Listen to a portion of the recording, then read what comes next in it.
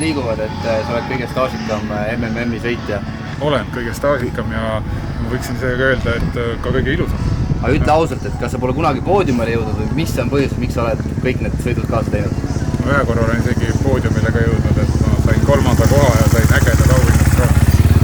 Aga see oli paksude klassis.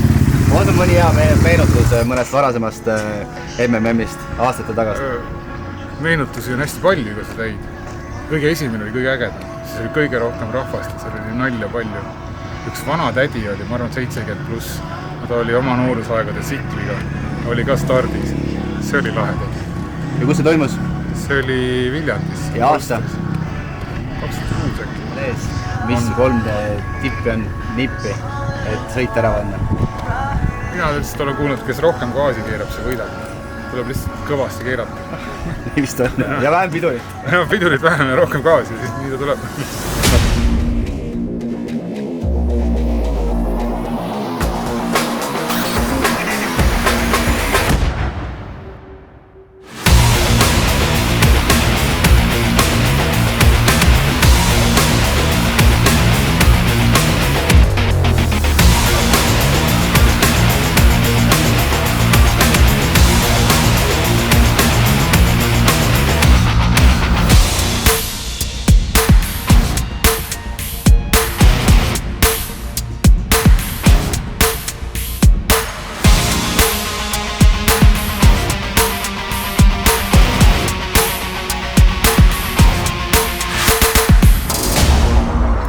Räägi meenutusi esimesest MMM-ist.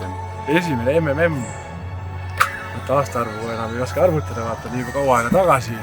Karksi, Nuia, Krossi rajal oli siuke punt koos nagu Toomas, Triisa, Martin Arumäe, Peeter Koval Junior, kaasas muidugi Graumann, Martin, mina ja siis oli seal veel tegelasi, enam nii täpselt ei mäletagi. Me seal panime sõitjatele kella, et ma teeks nii ja me teeks naa ja siis tuldigi idee peale, et kuulge kutid, et tegelikult on nii, et meil on sikvid olemas ja varustused olemas. Paneme teid joone taha ja siis vaatame, kes teeb nii, kes teeb naa. Ma mäletan just esimesi hetki, oled raja kõrval vaatad, no ei ole ju mingi suur auk ega mingi suur hüppe või midagi siukest. Aga kui oled ise selle kiivri ja prillidest näed välja ja see motikas sul uriseb nii, et sa midagi ei kuule ega näe, siis lähed sinna ja vaatad, et kurat, need kivid on 2 korda suuremad, need augud on 2 korda suuremad ja ma ei mäleta, kas esimestel ringidel oli vist võidusõit rohkem pikali maas siklite püsti tõstmine. et kui sellist öelda, et nagu mees mehe vastu võidusõitu otseselt ei toimudki, et see oligi nagu loterii, et kes siis ära võidab.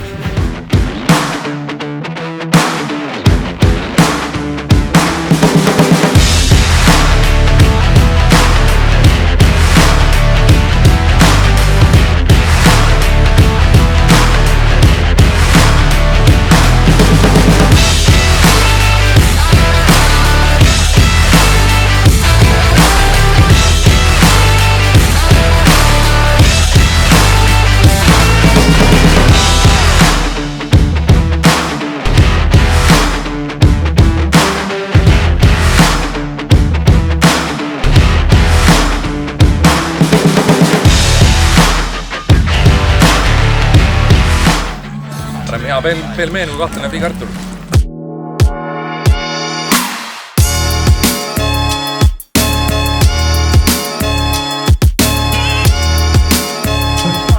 Tule uuesti, kes tahab võista nädalavahetust Maseratiga?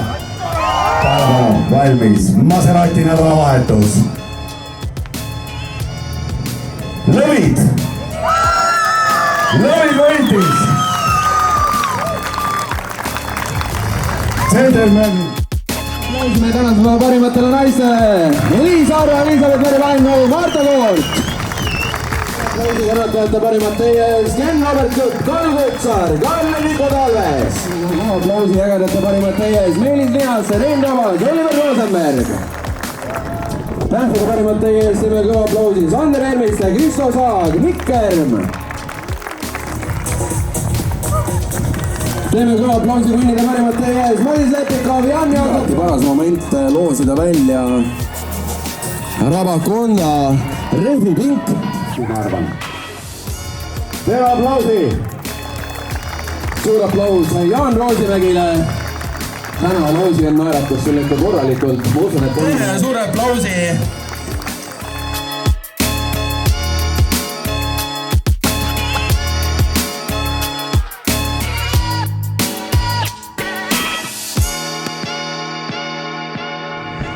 Ja järgmine aasta uuesti Sa mõtled nüüd? väele. Nüüd? No olen osalenud äkki, kui ma ei eksi, mingi 16 korda. Minu jaoks on see üritus nagu selles mõttes ideaalne, et kui ei jõua, tuled maha, mitte midagi kaotsi ei lähe. Keegi mulle, kuidas öeldagi, au ja kuulsust vähemaks ei võta, kui ma olen 5 või 50. Aga just see kontseptsioon, et asju tehakse, kuidas ma ütlengi, sa leiad ikkagi siit pundist kellega sa saad pusida ja oma seda adrenaliini jaru nii-öelda ära kutsutada. Ja pärast sõitu kõik on nagu happy. Üli mõnus kogemus. Ja miks ta mulle veel meeldib, on see, et see on üks kord aastas. Ma ei pea tegema aasta ringi trenni selle nimel. Üks kord aastas siis tead täpselt, et paar kuud ennem peab vaikselt hakkama liigutama, vaatama, mis hääl motikas teeb. Õli kitile peale panema. Põhimõtteliselt kiti ära ülitama ja mõne korra ikkagi lähed lased käe paksuks. No sellised grand old mehelt ootame järgmine sõit ikkagi stardivõit. No selle peale ma panustasin juba esimene kord, aga ei õnnestunud kahjuks näha. Jäin munema ise. Tubli, aitäh teile ja tulge MMM-ile. Ma loodan, et teile kõigile meeldis, ei pahanda MMM-ile kohaste väikeste vimkade pärast. Nii et meil on tundub motivatsioon järgmine aasta uuesti teha, kui teie tulete, siis teeme.